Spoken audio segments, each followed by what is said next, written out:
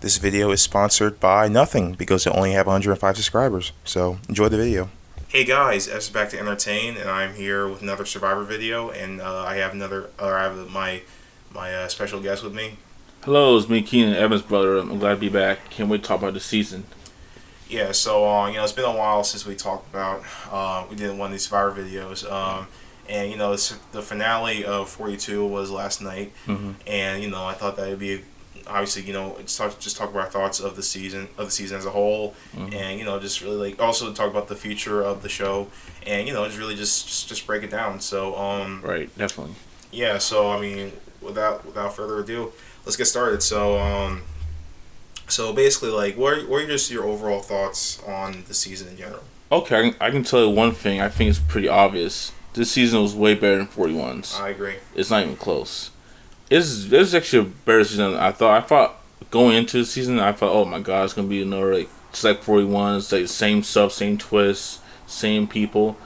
Not the same people, but same what's the word? Archetypes. I thought, oh geez, this is just it's gonna be like a bad season. But it actually turned out really well. You know why? Because of the cast. I've been telling people, if you have a great cast, you can get away with anything on Survivor. Because as long as the cast is good, it will always be a good season. There is no such season ever in Survivor where the cast was lacking, but the other stuff was good. It's always been a good cast. Right. As for me, I think it was a pleasant surprise. I was on the same boat as Keenan and many other people, where I kind of thought that the season would suck because it would be reusing the same stuff from 41, and I thought that I knew, like, because it's filmed back to back, I that's another thing. Like, I knew, like, they weren't going to hear, like, criticism, so I knew, like, not enough stuff was going to be changed. That's why it doesn't matter, because I know, everything. We'll talk about that later. I think the two main things really that really make the season pretty enjoyable is the cast and the overall editing. I think the editing is honestly, like, I think this season is like one of the more better edited seasons we had in a while. I mean, like, there's no one with a clear, like, purple edit or anything. Right, right. The winner had plenty of screen time, but not too much screen time. I think that everyone we know everyone in some way or another. Like, even the first boot, Zach, we known him Exactly. And I just think that, like, the editing is a lot more balanced this season. I'm glad that they shifted. I mean, mainly that's because unlike 41, or even unlike Winners of War or even Edge of Extinction or whatever, like, the editing was more focused on the players themselves and not because of stuff like Edge of Extinction or all the new twists and advantages and whatnot. So I think that the new direction for the editing has really benefited this season, I believe. I think they did good. They did a really good job balancing the characters, like Marianne, like Jonathan, with the kind of like the strategic like masterminds, like Omar. They did a really good job blending them all together. And I was scared first. I remember I thought, man, who's Lindsay? Lindsay getting a pretty bad edit. She actually had a really good edit in the merge. In fact, I actually found out from yesterday watching the video, she actually had more confessionals than Jonathan, who's like the face of the season. So it's very, very cool to see that. Because I was scared. I thought she was going to be able to purple edit like kind of Heather. And even Romeo kind of got, like, very quiet. He was kind of like on the bottom. It wasn't like it's like we knew Romeo was going to win from the start, so we didn't really mind not seeing him too much. We were happy he had a pretty good edit, especially in the finale. Right. So. Yeah. So we're obviously going to, like, elaborate on different parts of the season. But overall, we both think that it's enjoyable. So definitely a solid season. So basically, we're just going to do this. We're just going to break it down by the sections of the season itself. So the pre-merge, the merged, and the finale, and then we'll talk about the pros and cons of the season. And then later we'll talk about how it compares to other seasons, and then the future of Survivor itself. So here we go. So firstly is the pre-merge. I think that the pre-merge 42 was actually pretty solid. Like, there were some things like there were a few things introduced in the season that weren't in 41, like the amulets and all that. But for the most part, it was like the same stuff, like the whole summits and the whole prisoner's dilemma. And despite the fact that I think it's kind of convoluted, I think that pre-merge, because of the pretty good editing and because we really got to know the cast, I feel like the pre-merge was it was pretty solid. I think it helped that the fans knew early on about what the stuff like the B word advantages and like the riddles and the ship wheel advantage. I forgot, it was like a twist. Yeah. And I feel like it helped the editors know, hey, they know about this stuff from 41. Now we can still show that, but we're gonna also include more of the cast and personality. Right. I think that's one of the cons of 41. 41 did a horrible job editing a pre-merge because they focused so much on these new twists and these advantages, whereas 42 they focus on the cast more, but they use like the twist in like a side. Right. Mm-hmm. Yeah, I just I mean we'll elaborate more with the pros, but I definitely think that the editing, like the shift in direction really does benefit the season. But what are your thoughts on the amulets? I mean, I just thought it was just I mean. I just feel like it was another thing where like it was an alright idea, but like it was just kind of like I won't say waste of potential, but because that would imply that it was a great idea to begin with. But like I don't know.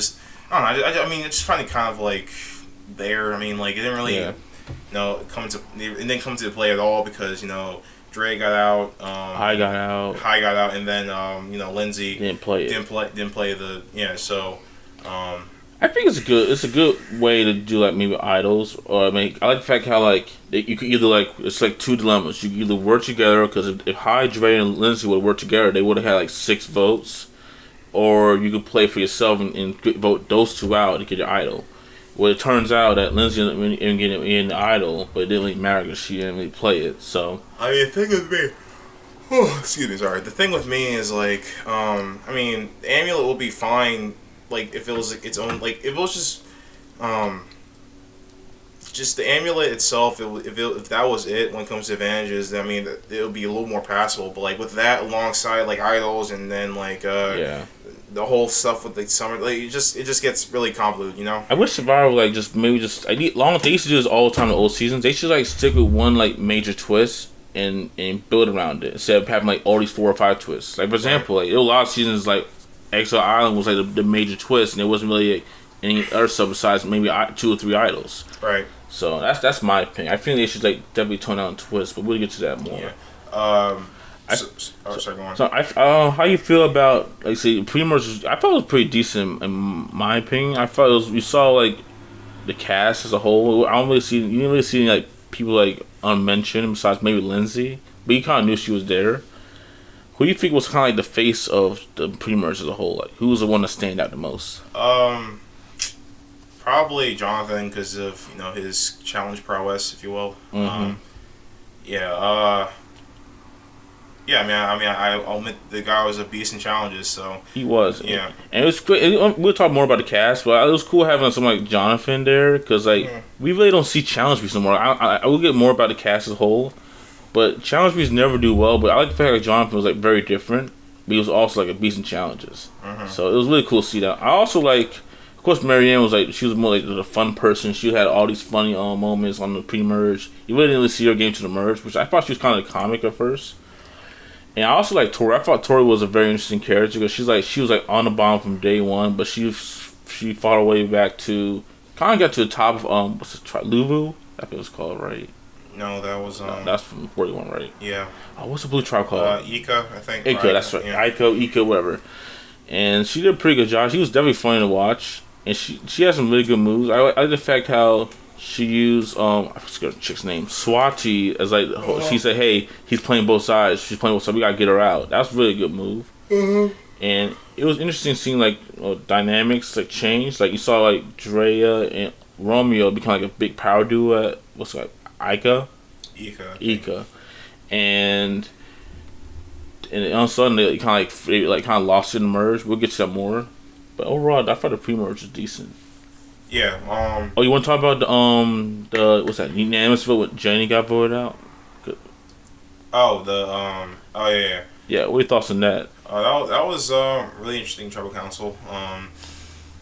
I mean, it was still not the biggest fan of like the whole Summon Island idea and like losing votes and all that, but yeah, I mean, it did make interesting Tribal Council where Mike Chanel didn't vote, and then let's like 2 ties, and then Daniel like basically paying a target on his back, but mm-hmm. that was a That was a cool tribal council. You gotta give a lot of props to High. High really saves his game because he knew he didn't want to listen to Chanel and Daniel's plan and says when the vote's 2-1-1 and Lydia goes home, maybe a safe vote. He saved Lydia's game and his game by staying above himself, and it led to Daniel being a bigger threat by blindsiding, backstabbing Jenny.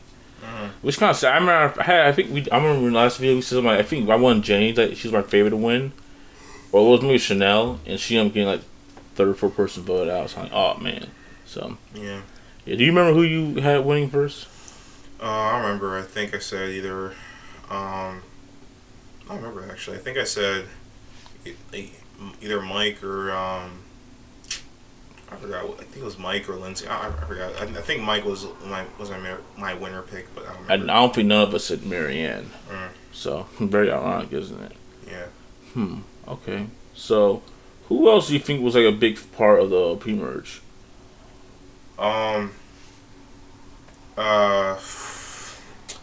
Daniel, I think. I'm sorry. Yeah. I think Daniel was a big part of pre-merge. I mean, obviously, Marianne had quite the presence in all the season, really. Again, Jonathan, Tori, and who else with you? I'm trying to think. I like Drea was really good. She was like definitely on top first. Roxroy was an interesting character too. We'll get to more about him. I want to talk more about him in the cast. Let's see. Let's say High was kind of a big part of it as well. It's just like I say, this cast was like you felt like you saw every player every episode. It wasn't like I didn't see like, hey, where's that player? What's that player? They did a really good job like balancing the cast, like we keep mentioning. So, anything else you want to say about the pre-merge? No, not really. We can just move on to the merge. All right, let's do that. So let's merge. So I personally think the merge, in my opinion, was better than the pre-merge. It's great because like usually the last few seasons we never really had we always had a great pre-merge and like the season fell apart in the merge. Right. But I feel like this season 41's like they had a decent merge part of the show. Yeah. So let's get straight to the hourglass because that's a big thing we gotta talk about, the fake merge. Yeah. Yeah, I'm not a big. I mean, I think Hourglass is still a horrible twist. I mean, I hated it 41. I hated it here. I mean, even Jeff saying, Jeff giving a warning about some twists. I don't think it makes things really that much better. Nor Applebee's. Applebee's doesn't help you though. Yeah, but I like Applebee's. I don't care. Nobody should diss Applebee's. Right. And I just think that. Sorry, I lost train of thought. So. I mean, but I do think the merge vote or the what's it called, the mergatory, whether I'm calling it merge, but I don't care. I call it fake merge. Whatever.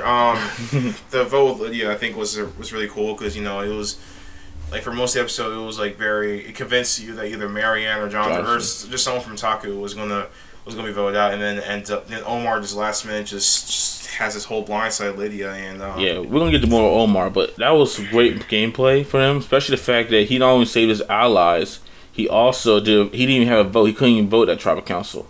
So that was really incredible for him to do that. He pulled out all that huge blindside by not even a vote.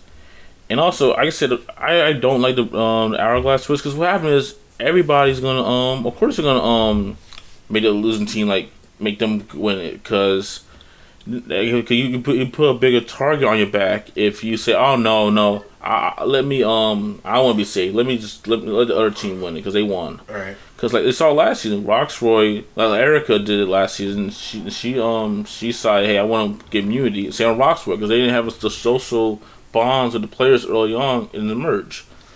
I don't know. I hope we're gonna talk more about Future Survivor, but I hope they don't bring us back because how can you bring it back? Because every player is gonna know about it. They're gonna be like, oh man, we can't we gotta make sure this person's go or I just right. Yeah, it's so frustrating. I hate the hourglass as a whole. I'm glad that no good player. I know Lydia was a decent player. We saw more in this game in the show, but I'm glad it wasn't something like Jonathan, like Marianne got voted out because that would have drove me insane. Kind of similar like Sydney's a little bit last season, but as for the rest of the merge, I think it was honestly pretty solid. I mean, there wasn't. I mean, it wasn't You could say same for 41 as well, and probably because there are a lot of twists that players have to comprehend all of it, so led to more passive gameplay. But I'm glad that for the most part, players were just trying to make moves that benefit. We were watching Edge of Extinction last week, and even Heroes vs. Healer. I gotta hate that title. H3. Thank you. Jesus Christ. And those seasons, the merge, players just want to make a big move or make just a flashing move, and flashing moves themselves aren't good gameplay inherently. If for example, Edge of Extinction.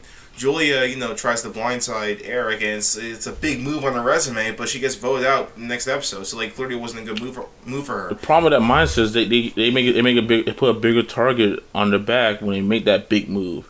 Right. It's the difference between making a big move or making a move to progress your game, or make an advanced move, a progressive move, or a game changing move. Mm-hmm. You can't just make big moves because you want to build a resume. And there's no winner in Survivor who said, I need to win by building a resume.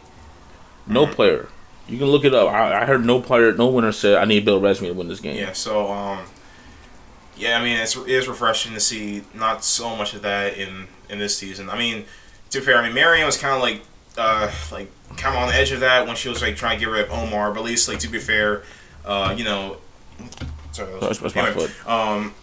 To be fair, she knew that Omar was a big threat, and she had to get rid of him, and she knew that it was going to be a move that she could own up to. So I do understand it, but I won't get to more of that, but I did like that move because I don't think what she was trying to make. Like I say, she wasn't making a big move. I think because originally it wasn't really her plan about Omar. It was Mike and Jonathan, but they kind of bailed out on her on that plan. But Marianne's like, I gotta do this move, which is I don't blame Mike and Jonathan for doing that because remember, Lindsay had an idol. She could have easily played for Omar.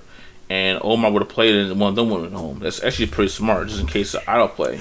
Right. But Marianne definitely did a good move by using her extra vote and Romeo to help blindside Omar.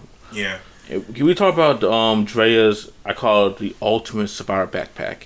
She had the knowledge of power. She had an idol at the time, an amulet, an extra vote, and an extra vote. That is, she literally had... Is it? I thought it was more than that. Hold up. I thought it was too. I remember I was thinking about it earlier, and it's gotta be more than that. I try to think. Really lost count. Knowledge of power. That's the point. We're gonna talk about that more. She had knowledge of power. She definitely had an idol for sure. She had an amulet and an extra vote. Right. Did she have anything else? I thought she had another. Oh no. Well, she had no. She. Oh no. Yeah, she had the amulet. That's right. Because her idol, she had an idol early on, but she played it for. Okay. So we lost count. But the point that's the point. That's the whole point of the show right now. I understand a lot of people like that. That's just so much, man. Because how can you remember somebody has literally 4 advantages and an idol? It's just too much. And the worst part is she played them all mostly incorrectly because she played her idol, which made sense because she was probably going to go home. We'll get to that part in soon. And she messed with knowledge of power, and she used her extra vote, but it didn't work out, and she lost her amulet. So kind of she only got 25% successful and all those stuff. So yeah. All right. So can we talk about? I'm trying to look at. I talk about Omar and this I don't say secret, but kind of a tight alliance with Mike and Lindsay. I really thought that alliance was gonna go really far, but I think I realized that I gotta give a lot of props to Omar. Omar really used Mike's emotions to dictate his actions. I think that's really good gameplay. I think it's kind of like what Sandra did. It's like with the high vote out, like how Sandra she used Russell's emotions to target Coach instead of Courtney in Heroes Villains. That lets you Coach vote out. Kind of similar here, where Omar used Mike's emotions to get him to lie to him by saying High was after him. I love that gameplay. That's great gameplay. I feel it's great for players to use that. Use emotional tactics to progress your game and use that and not hurt people's feelings, but overall it was a good move. Yeah, I think that was really impressive for Omar. I thought it wasn't really. I always like those moves where it doesn't take an idol or anything to just make. Just the whole planning, just playing it like a bug in your brain, just to just tell someone that whomever is doing this or is talking about you, and then they just buy it, and then that leads to them trying to take the other person out. Like, I just think that's Me too. I think it's really cool. Yeah, you'd be really surprised how simple Survivor can be when you don't have to rely on idols and stuff like that. Right. Like, if you look at all the best winners, like, some of the best players like Tony, Sandra, Rob Parvey, they didn't really use idols to like make their moves. I know Parvey did a double idol play, which kind of hurt her game, to be honest. But a lot of those players, they didn't use those idols like to like make big moves. They use like emotional like strong tactics to help progress their game. It's kind of like lesson learned. She'll show like if you ever go on Survivor like one day, don't make big moves. Just make simple moves. You'd be surprised. You'd be really surprised how far you would go. I mean, like at this point, just make moves that are just beneficial for you. I mean, like if you're trying to take out a big threat and it's considered a big move, I mean, just don't make the move just to make the move. Like, just make the move if it's going to benefit your game, you know? Yeah, and Tyson, I think he made a good point. It's kind of regarding like people players making emotional moves. I feel he said like you can't make emotional moves in Survivor. Every move has to be strategic, but it doesn't mean it has to be a big move. It has to help you advance through the game. Right. You can't make no emotional or like these big moves. You gotta make advanced strategic moves. Like I said, Omar was definitely. You talking about faces of premiers early on. Omar was face of the merge. It's not even close. He literally was like high ahead of everybody. He would have if he would have won this season. I think he would be like a top 10 winner. I would make an argument he's a top 10 winner because he was definitely like making all the gameplay. He did the Hyde vote out, the Lydia vote out. He was part of Rock's voice vote out and Drea's vote. He was definitely he was like taking everybody out. It kind of reminded me kind of like Rob C. But he was like Rob C. He was kind of like more like funny, the goofy guy in Amazon. But then the merge, his game went off. He went on fire. He just started blinding people and like working on not using idols. He used like for the swing vote strategy. He was definitely ahead of the game. Yeah. So anything else, or you want to get straight to the finale? Let's see. Since we did talk about Marianne's move, right? Oh yeah, we did. Okay, so we did. What are your thoughts on Lindsay not playing her amulet or idol for Omar? I mean, I don't really fault her for it. I mean, she didn't know that Omar was the main target. I mean, did she have immunity? Yeah, she had immunity. So, I mean, I don't think it was a bad move for her not playing amulet. I mean, to give her some credit, I'm glad that she has a fan mindset in which that she doesn't want like idol like exactly. the idol to be hidden in a final five man. Yo, you should. We talk about editing. We watched Island of the Owls like a couple days ago, and man, I've just realized it was literally 12 idols found that season. That is ridiculous. Thank God, that is just too much. Whose idea was that? The reason why because everybody was playing idols, and also people got voted out idols. It was just mayhem. Yeah, I mean, to give 41, 42 some credit, you know, I mean, despite the fact that, I mean, the whole like Beware Advantage thing has its own problems because, like, you know, we'll get to that later. Yeah. But I mean, at least it like sort of prevents idol overkill. I mean, like, I'm trying to think how many idols were in the season. So let's see. I think it was the three: Drea, Mike, and Drea, Mike, and Marianne. Yeah. Marianne had another idol. She had found another one. So is that 4 idols? Lindsay did turn to idol, so I guess that's 5. So that's 5 out. That's not too bad. That's actually really not too bad compared to other seasons. Actually, right. There's some seasons like Heroes Villains who have more idols. Right. So I'm totally fine with that. Can we also? I think we should went to two last things. Can we talk about the do or die twist again? Because I was gonna say that for the cons, but you know what? I'll talk real quick. I think it's god awful. It's horrible. It's the worst twist. I'm so glad Lindsay didn't get screwed by that. Yeah, it's just amazing to me how they have it back to back, and I mean, I'm grateful that both times it was a fluke, but at the same time, it's just like the fact that someone could be out Survivor not through a vote or a medevac. It's just by picking a box. That's wrong to me. I remember I told you for a season. I thought it was gonna be a fan favorite gonna get screwed by that because there's no way that twist happened last season and didn't work out. It's not gonna happen again. It's impossible. I'm so glad Lindsay didn't get screwed by that because we were just getting to know her game more. I think that was like the part when she kind of like saw more of her game and you saw a lot of her like talking and stuff like that. Okay, she's a good player. And then all of a sudden you want her to get screwed by advantage or to dumb twist. I gotta admit, speaking of Lindsay, her and Jonathan definitely had one of the best like matchups we've seen in Survivor, especially competing in challenges. It was really fun to see that. They were both going head to head. Like Lindsay, that girl like that small, she was going against a guy like Goliath like Jonathan. It kind of reminded me of you remember panel. It was kind of like ours versus Terry. was like that showdown where they battled it out. Even though Terry beat RS so many times, RS being the ones he ended up winning the game. So it's definitely one of the best matchups I've seen challenges. Yeah. All right, I think that's all for the merge. You want to talk about the finale now? Sure.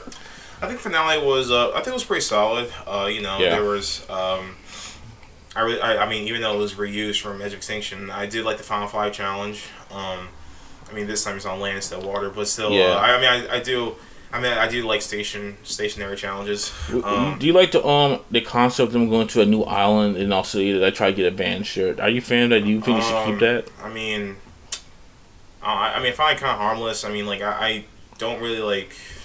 I don't think it's really needed, but I don't think it affects like that. I don't think it changed that much because Lindsay found it, but she lost anyway. So yeah. Well, you said last season Erica won it, so right. that lets Ricardo out. I mean, so. I mean, I'm okay. I feel like it's a little bit too much. I feel like it's just stay on the island, man. It ain't that serious. Don't be traveling all the way. Just stay one place and get it, man. Don't worry about going to a new place and they got to start off from scratch. Literally took 3 days to do that. That's too much. Right. All right, so we saw that. We saw Lindsay get voted out, despite Mike and Marianne said they may give her an idol, which I thought was definitely smart for Marianne's game. Because I thought, why didn't she give Lindsay her idol? Then I realized that was going to help her again because she would have lost. And Mike, I thought I was kind of hurt his game too because he promised he kept promising he was going to play his idol for her and he never did. We're going to talk more about Mike's game, but he definitely has some flaws that kind of haunting a lot of these old players. So now we get to the final four, and of all people, Romeo, the guy who's been quiet, but maybe the second half of the merge, wins immunity. So now he's like, okay, so did you have who your thoughts was who's going to pick? Because I mean, I was pretty sure it was going to be Mike and Jonathan, to be honest. Me too. I had a little bit. I was curious. Maybe he would have picked maybe like Mike to the end with him, make Jonathan and Marianne go fire. But doing Romeo wanted to like help empower women, you kind of knew he was going to take Marianne to the end. And that was fire making. I mean, it was okay. I mean, it wasn't better than last season. Last season was probably one of the best fire makes we ever had. But Mike, he just pulled away from Jonathan at the last second. Not last second, but a few minutes, and he ended up winning anyway. So. Still hate the twist. Oh yeah, I don't like it. The funny part is, like, we'll talk more about it, but the fact is that it did not. The hourglass twist didn't change the outcome of all but 2 seasons. It changed the outcome H3. It kind of changed the outcome for Ghost Island because if Wonder would have lost a fire making, Dominic would have swept easily win Ghost Island. I don't know. That could be 1/2. It didn't matter for Davis Glide because Nick was on one immunity, so it didn't matter. Nick was gonna beat Kara regardless if Mike was there or not. Right. At the thing, you could make an argument. Chris was like as a big factor too because that was a big like move he needed to make. And obviously, I mean, everybody knew it was gonna be either Tommy or Lauren. And since Nora put Tommy in the final, we knew he was gonna win. And I'll keep putting all seasons. Wins the war. Sarah and Tony, you kind of knew like, okay, we really need Tony to win it, but winner of that fire make's gonna win regardless. Well, I don't know, because Sarah would have won. I think Michelle would have won the season, in my opinion. And I don't know, 41 really didn't matter because we knew Erica was going to win regardless. So that's mostly only 2 seasons where that twist played a big factor in who won the season. Right. And one of them was because it was like it was a last minute twist. H3, so. Yeah. Alright, so now before we get to the final tribal council, I will give a lot of credit to the editors. I was totally shocked. They brought back the if you were like an old school fan, like we kind of like we're younger. We didn't really watch Survivor. We binge watched like I say we didn't watch Survivor. We binge watched a lot of all the seasons last 2 or 3 years. We missed like almost half of them because we were going up start watching Survivor like 08, 09 for me.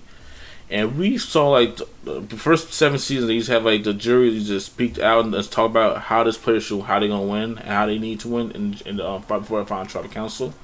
And they actually brought it back this season. I was totally surprised. Like, wow, they brought back something that was like in old school days. I was like, wow. Yeah, I thought that was really cool as well. That was really cool. I ain't gonna lie. I hope they bring it back because that's definitely a nice concept. I bring it by a passage. Okay, so. All right, so you want to get the final tribal council? Yeah, first I just want to say I was kind of point and they changed the format again. Like last season, it was kind of like an open discussion. Just talk anything you want to talk about. This season, they kind of like they did the same thing like outwit I put out last, but this time you use strategic, social, and I forgot challenge physical. I don't like that. Just an open discussion. Why do you do? Why I feel like you're trying to force players to, hey, you gotta make sure you talk about their social game, because you don't mention her social game, he or she are not gonna win.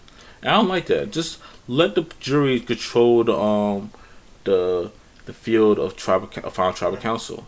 Kind of similar to the old seasons. Old seasons they had like jury could speak out and let how they told the final three or final two how they felt about them. They had an open discussion. What do you mean? About what do you mean about? Because like they had the jury speeches though. Oh, sorry. I know they had a jury speech, but I want like I'm sorry. I'm lost. Because like you're saying like it was an open discussion, but they had the jury speeches. I know, but the thing, no, but not. All right. No, I'm saying is that the open discussions are that. I mean, that stuff is different from like, the old school, like the old final tribal councils where the jury actually went up and talked to them. That's when open discussion. They're open to talk to them. Mm-hmm. I'm sorry to confuse you. No, it's all fine. I mean, to be fair, I prefer. I rather it go social.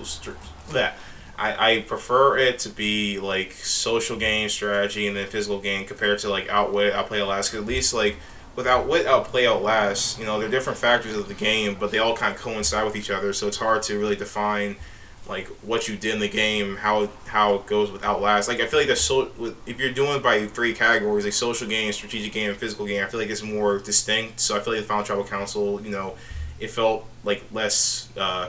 It didn't feel as cluttered as it could be in like other seasons with the open discussion format. But at the same time, I do agree. I mean, if they're gonna go with this, I'd rather them just go with what they did in 41, where it's just no topics, just go just right go for it.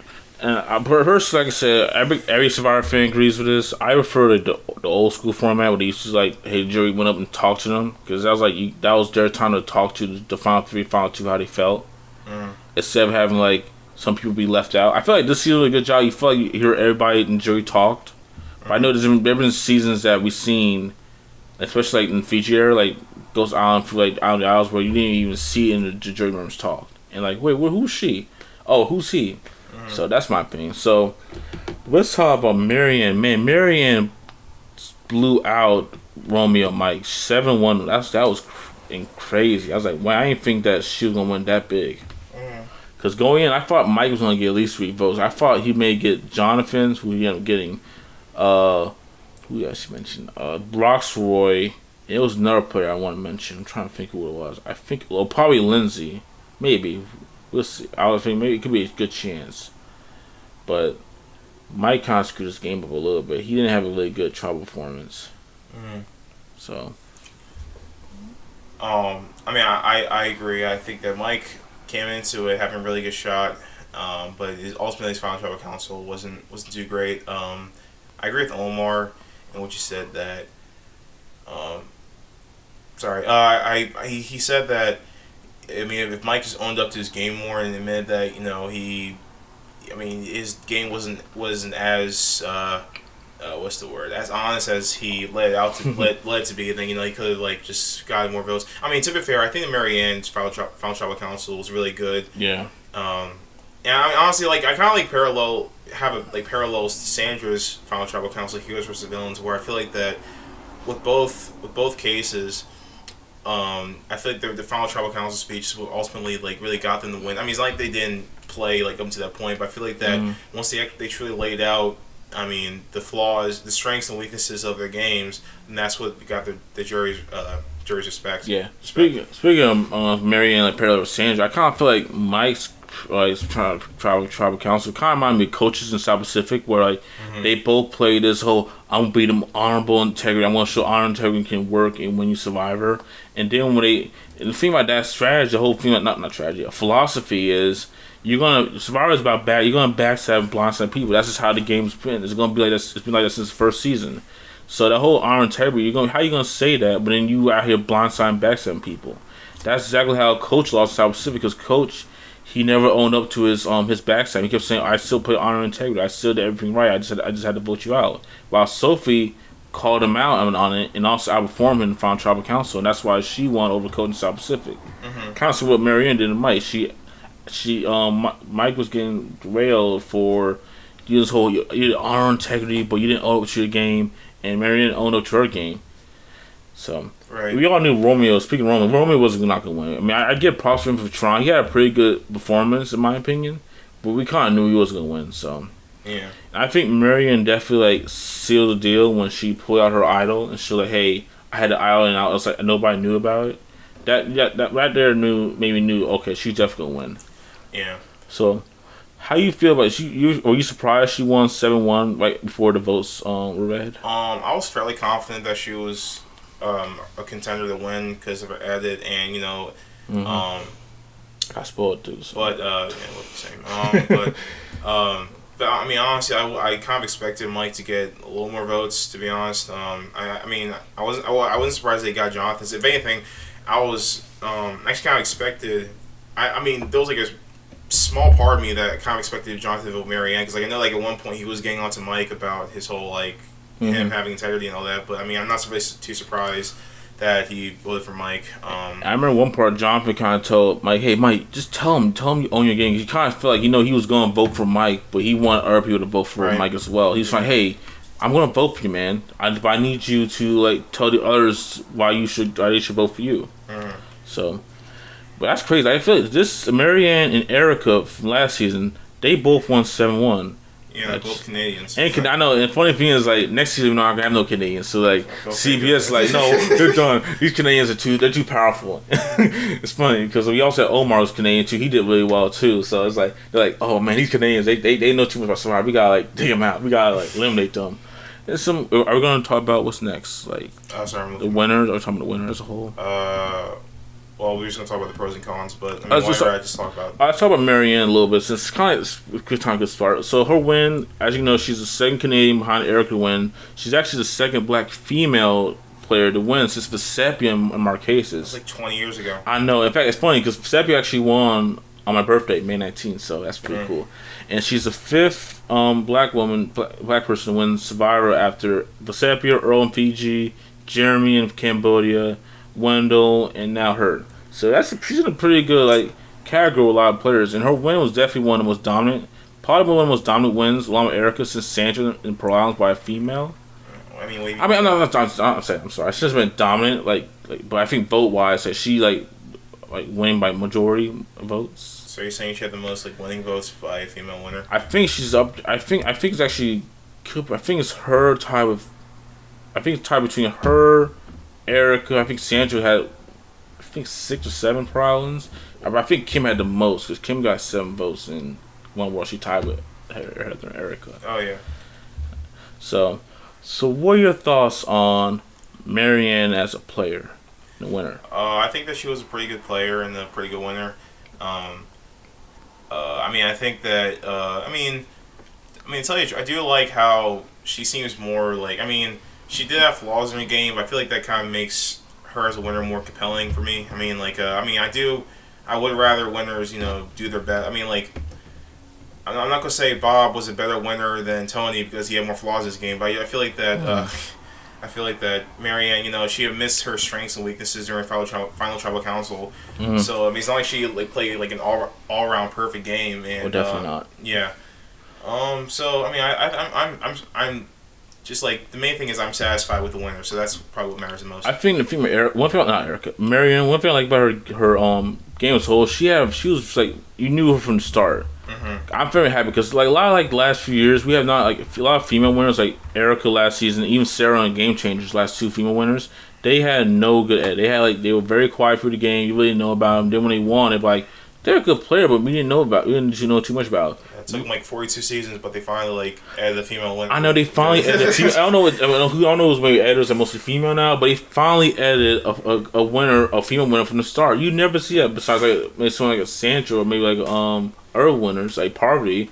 She finally got you knew Marianne from the start, and you kind of like, oh, she's not gonna win. She's a bit a comic person, and everybody says everybody get annoyed by that. She's gonna get voted out eventually. one thing I like about her, she definitely had my opinion, one of the best character arcs in Survivor we've seen. She went from this goofy, like funny, like all charismatic. She kind of drove people crazy. People loved her. And then when she found she was on the bottom, she kind of like had to be a little quiet. She had like stay still. Can't realize I can't be doing this stuff. I need to step up my game because I'm gonna be a threat. And Omar saved her, but then like she kind of she did the idle play with Drea. We're gonna talk about too, and she kind of worked her way back up the top. And then when nobody was focused on her, they were focused on filling out people like Omar, Drea, and High.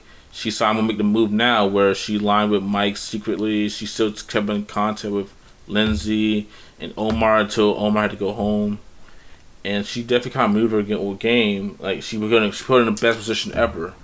Mm-hmm. And you can see like she's learning. She's growing up on the island. Mm-hmm. And we don't see that in Survivor. Like sometimes Survivor it's kind of like mostly game bots. You really saw a player for one of the first times in a while, like grow up. You saw him like, oh man, she's maturing. She become not just a great player, but a great person.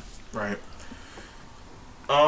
Cool. So, all right. So let's talk about overall like pros and cons with the season. I think that obviously the pros are the casting is really good. Mm-hmm. It's one of the better newbie casts we've seen in recent memory. Yeah. One thing I love about this cast is not diverse by what we look like. It's like have personalities. Right. This cast is one of the best personality based seasons in a while. Like, of course you had the game bots, but you had like some really good different players. Like Roxroy, I was so surprised they found someone like Roxroy on Survivor. Because Roxroy is someone like you see like in the older season, and it's playing Survivor Africa or Survivor like Thailand. You would never think someone like Roxroy would actually be in this season. Right. And it's really cool to see that because you kind of see like more of the old school perspective, and you feel like he wasn't gonna win because he's not a good strategic player in this era now. You gotta be like a great strategic mind, a social mind, but it was really cool to see somebody like an old school player like she like play Survivor. I don't know if we're gonna ever find more like archetypes like that, but I want more of that because that was cool to see. I mean, the thing with me, I feel like the cast is. I feel like that, like. Most people were, characters, but like I feel like it was like genuine. Like I feel like that when they were casting season, they chose people because they saw something in them. I feel like that like with 41, I feel like that part of that is because of the whole diversity quota, but like I feel like that they kind of chose people just to fit like a certain stereotype, like or like I don't know, just fit. You have to like pick like random people, just like seem as pandering as possible. I feel like 42, I don't really get that that vibe from them in the cast. Yeah, I agree. Like you saw like. The cast very unique, like being very different. Like I'm trying to think who's some other players. Like of course Marion's character, Jonathan Challenge Beast. Any other players characters that stand out for you? Tori. Yeah. I mean we kinda already talked about characters earlier, but yeah, I think one thing about I'm really kind of sad. We're gonna talk about the cons. Well, I'm sad it was on Ponderosa because I really want to see more of, like the players because the cast is really good. Like I want to see more like Roxroy interaction with Tori and Chanel. Like I want to see more of that stuff. Like, right. And it felt weird seeing them talking yesterday, like in the finale, because this is the first time we seen them like spoke since 2 or 3 weeks ago. Like some people like Chanel hasn't talked since like middle of April. It's almost end of May. So right. That's my opinion. Yeah, I agree. In terms of other positives, like we said before, the editing is really good. Yeah. I also want to say the cast was very authentic. That's all I want to say. Well, I mean that's kind of what I was getting at with like comparison 41. Like I feel like that, 42. I feel like genuine people out here play well. 41. I mean it's not like 41 is like full of like people who aren't ready to play. But I feel like that they just pick people who they thought like fit like specific archetype. Yeah. I feel like it was really good 42. The fact that 41 was like very like considered like a lot of people didn't like it because if 41 was actually a pretty decent season and 42 was like same, people were like okay, no big deal. But since 41 was so bad and like people love 42 more, I think 42 is getting a lot of like the praise that it deserves. Right. Alright, so we talk about editing. We saw it very balanced. So where's some other pros? Oh my goodness. I mean, there's some things that sort of carry from 41, I guess. Like, for one, it's really refreshing seeing diversity here. I'm trying to think what else. No, it was good to see diversity. I mean, yeah. Yeah, it's crazy. Like, we have. I'm not saying for any race car or anything, but the most diverse seasons, you saw a person of color won. I mean, Cook Islands, you won, Earl won Fiji, and then this season, last season, Erica won, then Marianne. I'm just saying, it just shows that, hey, maybe you have more diverse seasons, you got more diverse winners. Just saying. Don't make it obvious. Anyway, so, and then other things, shut up. And then other things, again, like, there isn't, I mean, granted, to compromise, there's, like, twist and advantage overkill, but I'm glad that there's only, like, a few idols instead of, like, the past couple Fiji seasons where they go, like, complete overkill.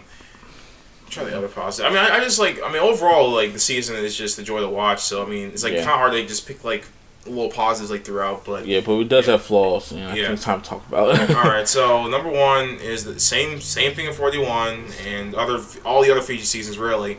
It's too much twists and too many stupid advantages that just get really nonsense. I hate the fact they still have the thing where, like, you get an idol, but you lose a vote till everybody finds out. I don't like that either. So stupid, in my opinion. It's like they're punishing players for finding idols. Yeah, I mean, like, I understand what they're getting at, but all you gotta do is just make the person still vote, or so it wouldn't be such a problem if. Like, if everyone else wasn't screwed by it, then it wouldn't be such a problem, because, like, if you find it and only that person loses their vote, but, like, I'm trying to think how to explain it. So, like, just finding an idol wouldn't be such a problem if it didn't screw, like, all three people who find it, like, or at least two people, because, like, once all three of them find it, then it's active. But, to take Xander, for example, like, he was screwed for most of the merge because not everyone found the idol. So, like, he could have been easily voted out, all because he just found just an idol. And, like, what gets me is, like, so say someone looks at the Beware advantage, leaves it alone because they don't want anything to happen, then the other two people are screwed because you need all three to, like, make it happen. Like, you know what I mean? I totally agree. I guess I don't think it's not fair for a player to wait for other players, literally different camps, to do it. I gotta admit, even though this is kind of minor flaw, I don't like the 3 tribes. I know they're gonna stick with it. I'm kind of mad about that. I really think that's just too much. They did a very good job editing the season because, like, they did a good job balancing it, but other seasons where there's like 3 tribes, you always gonna get 1 tribe out. And I'm really surprised they did a good job editing like all the tribes. But I feel like in future seasons they're not gonna do that, and I just hate that. I feel like it's just stick with 2 tribes.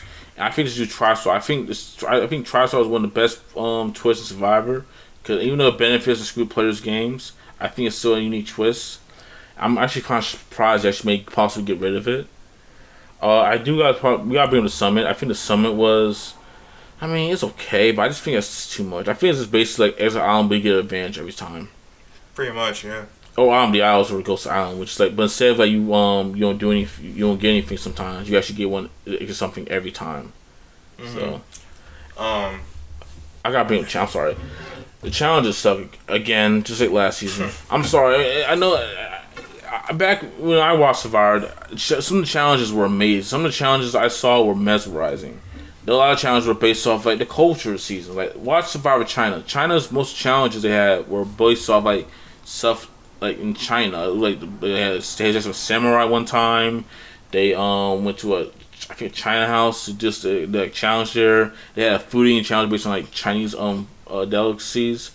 They don't do any of this stuff in 41, 42. And it's been like that for the last few years. Like, the challenges are horrible. It's literally just do one thing, get a puzzle, or do a puzzle, or throw a bag, or slingshot something. It's basically all that stuff. And then, like, the merge is basically every challenge is balanced. Like, literally, I think every challenge except maybe the fake merge challenge, and I think the Final 5 challenge was mostly all balanced, which is ridiculous. I mean, where is the creativity in these challenges, man? Yeah, I agree. It's just them reusing challenges just seems so. It just gives this feeling that the show is on life support. In all honesty, I mean, just like them reusing assets from other seasons. Like, Jeff acts like it's a great thing when Evie figures out the puzzle in the last season from Edge of Extinction. I'm like, this is not cool. No, you're just reusing assets from like season that's. Was it 4 seasons ago? And what gets me mad is that they only use like the good channels like from the old season. They always use the same ones for like freaking Edge Extinction, H3. Yeah. And go, I mean, come on, what show us a challenge from like Micronesia, or show us a challenge from Africa? I know you bring back the iconic when it rains the pours challenge, but I mean, I want to see more. I want to see more like creativity and challenge. If Jeff has a hard time like making ideas, ask your fans. I think the fans do a pretty good job making ideas for challenges. They used to do that back in the old days. Back in the old seasons, they used to have one challenge where a fan actually like I made an idea for it.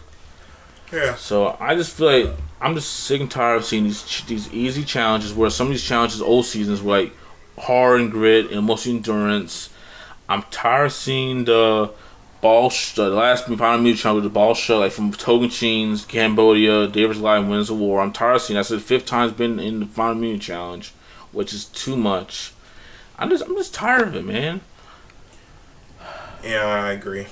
In terms of other negatives, I'm trying to think. I mean, we already said. I mean, Billy's main two things for me are just the reuse challenges and oh yeah.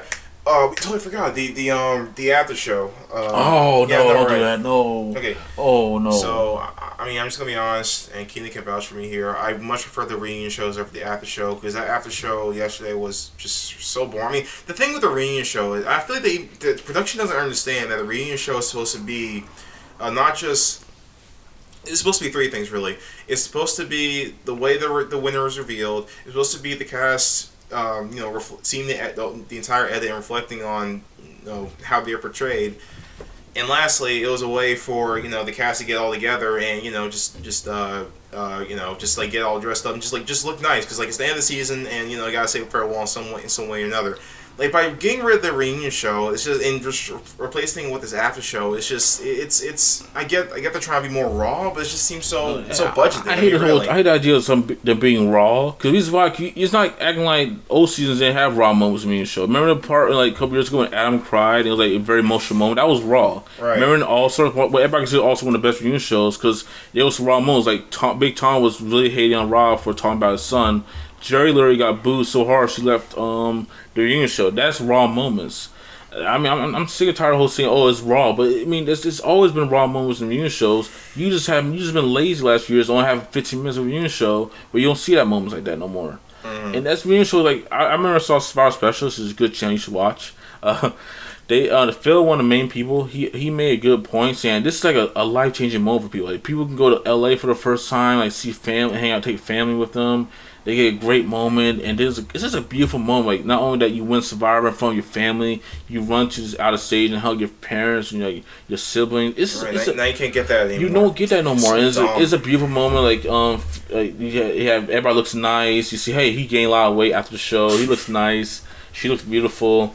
You don't see that no more. It's like where's authenticity of the show? Like as reunion shows are powerful. It's like I know it's like CBS probably makes no money off the reunion show, which I think is a lie in my opinion. But it's just a great moment for not only just fans to like just come see the players watch them for like one last time, but he like sit down, have Jeff sit down, talk to people. You also see like a lot of interaction with other players. A lot of previous players just come visit the reunion show and meet those players. So I just feel that they're taking way too much on just getting rid of the reunion show. As the reunion show is a very iconic moment, and it's just dumb to get rid of it. Mm-hmm. And can we talk about the fact that they're gonna sit with 26 days? I'll go say that for the future Survivor. Okay, no, so I'm fine. I'm definitely so. Yeah, in terms of cons, challenges are inspired. They're reusing assets. It gets really grading at this point. The after show was complete booty cheeks. Actually, here's the thing. I'm sorry to interrupt you, but I think what we should do, maybe it's still not gonna work, but I think what we should do, maybe we should have the after show. Like maybe we should be votes the day after. Maybe Jeff's just like, hey, I'm gonna leave. You all stay on Power Roast like one day, and then like next night, like I guess quote unquote day 40, he'll read the votes, not give players like maybe a year, like get some food, just rest up and talk about the after show. Yeah, because it sucks for Deshaun, Xander, Mike, and Romeo to, they just lost the game and right after they came had time to really process that's demoralizing. Yeah, really. I mean, imagine having a chance to win $1 million and you lose right to somebody right next to you, and then you gotta talk with them for the next 30, 45 minutes about, hey, why'd you lose? That's tough to watch. I mean, I really feel, especially Deshaun last. Deshaun, you definitely see his face. Like he was like Why am I here? He looked defeated. He looked defeated. And that's really sad. I know it's like they want to make it raw, but that's dark, man. Come on, man. That's just messed up. Let the player get a few months like the rest, like reflect on his season or her season, and then let them talk about a reunion show, which was the purpose of the reunion show. Right. So God. Last thing we have is how, or maybe before we get to how we feel about the future Survivor, is how it compares to other seasons. So okay. How would you compare 42 to other seasons? Okay, let's talk about one thing. I don't care. No, I know everybody. When new season come out, unless it's really bad, everybody says it's easy top 10 like they wins the war. I'll be honest, this season is not top 10. I won't care what nobody say. The cast is great, but I can't. I think the certain aspects is missing, like the good challenges, just all around other stuff besides the cast edit makes it not make a top 10 season. But as of right now, I'm looking. I have a list right now. I could put like in the 20s. I think it's in the 20s in my opinion. Mm-hmm. So my rating, I don't know if I'm gonna rate it now, but I have it as like either 8.0 to a 7.5. I can't make a final decision. We were planning to do that before in this video. So in the 20s category, I have seasons like Outback, Fiji, Gabon, Guatemala. Do you think those seasons are better than 42 or worse than 42? Which seasons again? Sorry. Let's do like one season at a time. Let's do like an average season. Like, it's like Guatemala, which I have 7.5. I'd say 42 is better because has a much better cast. To be honest, I mean, I personally, I don't think Guatemala is bad. I just think it's kind of there. To be honest, I mean, I think the gameplay itself is good. I just think the cast is just really basic. I know it's not because there's like no black people there, but like, oh man, I wish we only had diversity back then. Jesus Christ! Like, I mean, the cast is like just really, the cast of Guatemala is like just really basic. In all honesty, and that's why people get mad about the whole diversity stuff, man. Because that's season like that. Oh my gosh! So yeah, I'd rather watch 42 over Guatemala. Okay, so what about Fiji? Fiji, I have a 7.7. I have it higher than Guatemala, but I think Fiji's a little better. I don't know, because like I'm gonna be honest. I know a lot of people hate Fiji. I enjoy Fiji. I think Fiji is actually a better season. Rewatch it. Mm-hmm. It's one of those seasons I just can't. Even though a lot of people don't have like a top tier season, a lot of people think it's a bottom season. I like Fiji. I think Fiji's a better season than people think it is. So I think maybe starting to throat. I think 42 is in that range with Fiji, like a 7.7, a pretty decent season, but I don't think it's like a top tier season. Mm-hmm. I think that's a good idea. I mean, for me personally, I think that I just really enjoyed the season. Honestly, I think I'm not sure if it'll be in my top 10 because I really have to think about all the seasons that I like. I can't put it top 10. I know for sure I can't put it in top 10. For me, I definitely put in my top 15, honestly. Really? Yeah, okay, let's play a little game. I actually have some seasons I have like top 15. I want you to say this one word, better or worse. Okay, for 42. All right, you want to do it? Sure. Let's do it. Okay. Heroes Villains is better or worse? 42. Better. Pearl Islands. Better. Cagayan. Better. Micronesia. Better. China. Better. Togachins. Better. David's Life. Better. Cambodia. Better. Panama. Yeah, come on. Korong. Better. Philippines. Better. The Amazon. Better. Cook Islands. I mean, better, I guess. I mean, fine. I don't know, because, like, yeah, I'll say Cook Islands is better, yeah. Vanuatu. I'll say that's better. Palau. Palau's boring, though. I also rather watch 42 over Palau, to be honest. Alright, what? Blood vs. Water. Yeah, that one's better. Borneo. I enjoy Borneo. I think I'll say I want anyone to watch Borneo. I enjoy it too, but I don't know. I'm really thinking about that one. For now, I'll say Borneo's better, but I don't know. Like, alright, Millennials vs. Gen X. Worse. Okay. Seono, sir.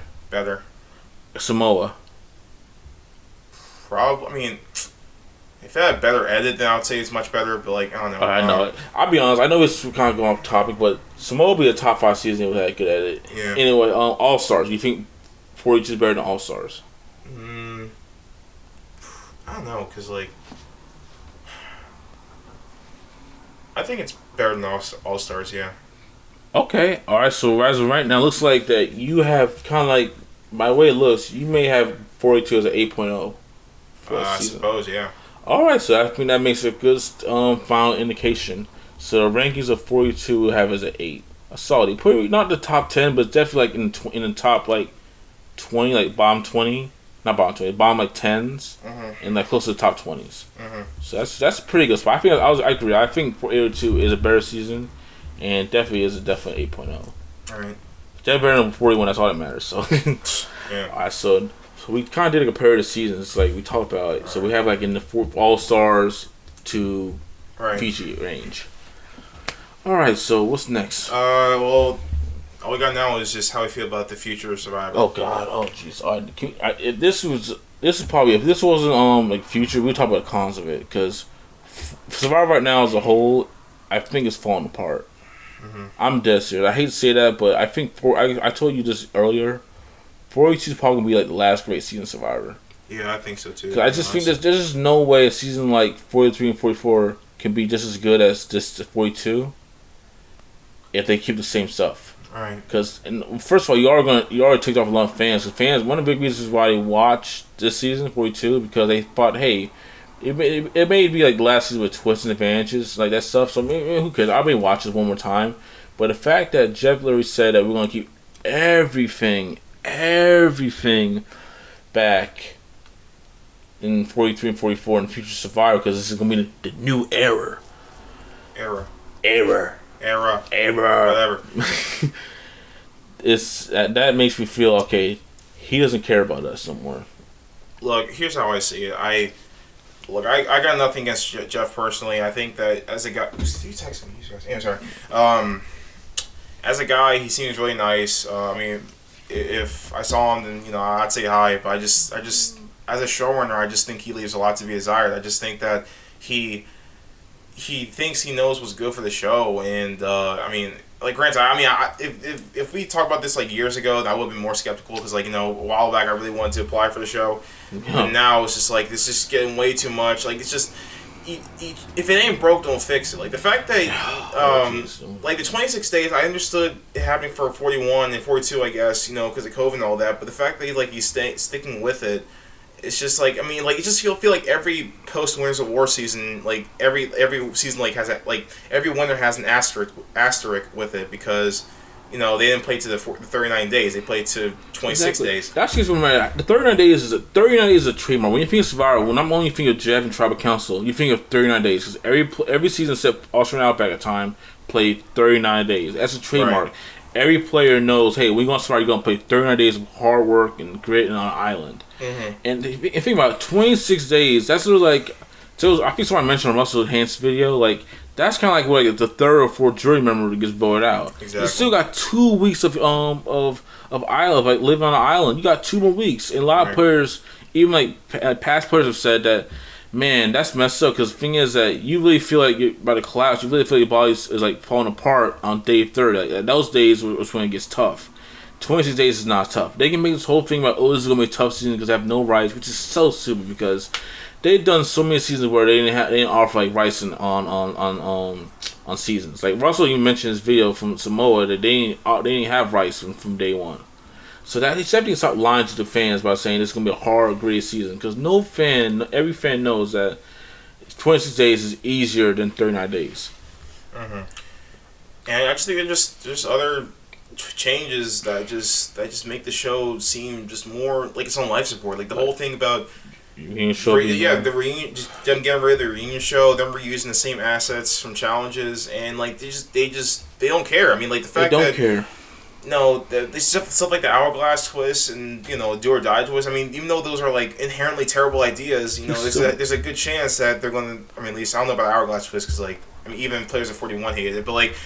I mean, it's just a chance that like some of these convoluted ideas could like just keep coming back over and over, just like have like a new era. It's just it's so dumb. Like I said, don't if you ain't broke, don't fix it. Like Survivor has always been like about surviving. Like, it used to be like surviving on an island back in the day. Like you survive and advance and blindside people.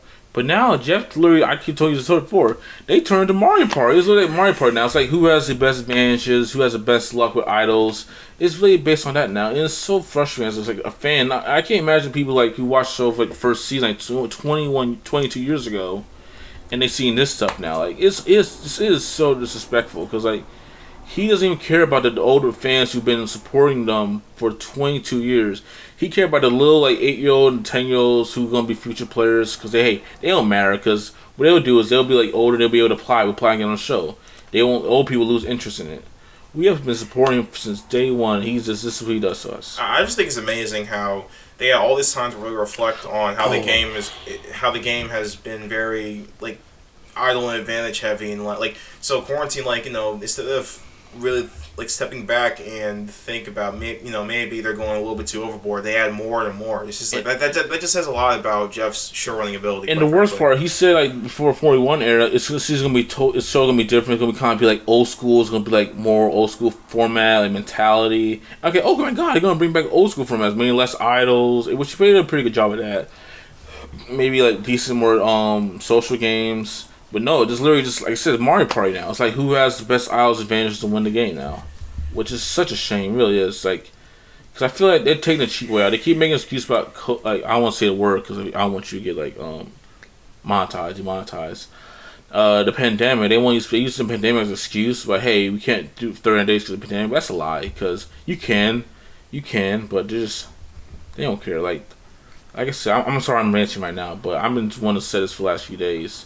Like I know fans didn't mind them getting rid of the Rite of Passage, but when they got rid of like the auction, I was like, man, come on, it's an auction. And then they got rid of the reunion show. Like, come on, then like 39 days, and I think it's a good chance they're gonna get rid of Loved Ones visits because they haven't brought them back the last 2 seasons. Yeah, I mean it's just like production. Just they have this direction for the show now, and I'm really not a big fan of it at all. Nobody, I don't think unless you're a casual who's like just watch Survivor just for the fun of it, like be with family. You should not like the new format. Nobody likes it. Imagine watching a show for 22 years and watching it just change like that. Yeah. And every time you have a point, if you want to like, make an argument, Jeff kind of like don't question my integrity. Right. It's like it's so frustrating, really. And it's just a show that I love. This is one of my favorite shows of all time. It still is one of my favorite. And it's one of the shows that got me really close to my family, especially my mom and my brother. And watching it just turn into this cluster, you know what? It's just really sad. It really is. It's really disappointing. Mm-hmm. And I told you this. Like, I'm still gonna watch the show. I may have thoughts on it, but I'm not gonna treat it like a special. I'm not gonna enjoy like, oh man, Survivor Wednesday. I can't wait to watch Survivor at 8:00. If there's other stuff I have to do, I'll do it. I'll watch Survivor another time. I mean, just no point because like all the seasons now are just gonna blend in together because it's all reusing stuff. It's all same twists. It's all Yeah. Yeah. And question: How are they gonna do return season? There's been rumors that 45 is possibly gonna be return season. Who would kind of return? What kind of play? How are they gonna bring back Russell Hanson? Hey Russell, you want to come back to Survivor and do 26 days? No returnee will go and play 26 days Survivor. That is just disrespectful. You know how disrespectful that is? Some players like Suri played 38 days and didn't win, and you tell me I gotta play 26 days? No returnee's gonna come back for 26 days. Who knows? I mean, maybe 43 flops, like just like 41 and 44 flops, and maybe just say, oh man, maybe this doesn't work. Maybe 45 actually go back to like old Survivor. But as of right now, I just don't see like Survivor like getting better. I think it's gonna get worse. Mm-hmm. Yeah, I agree completely. Well, that was our thoughts of 42. Anything else you want to add?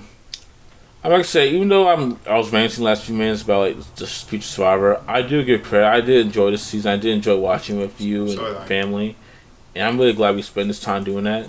I was really scared the season was gonna flop, and it's pretty good. I know, like I said once again, I'm gonna say it for one more time. The cast can define the season. Mm-hmm. If you have a great cast, you're gonna have a good season. Mm-hmm. And the editing was really good as well. It's one of the best editing we had, which really saved the season. Because if it wasn't for the great cast and the great edit, I feel like the season would be just like 41. Yeah, I agree. All right, that's all. Cool. So yeah, that was it. 42 is it's a pretty solid season for me. Has its flaws, but it's much better than 41. I personally enjoy it more than other Fiji seasons, but that's all she wrote. And yeah, I'm Ev here at Entertain, and I'll see y'all next time.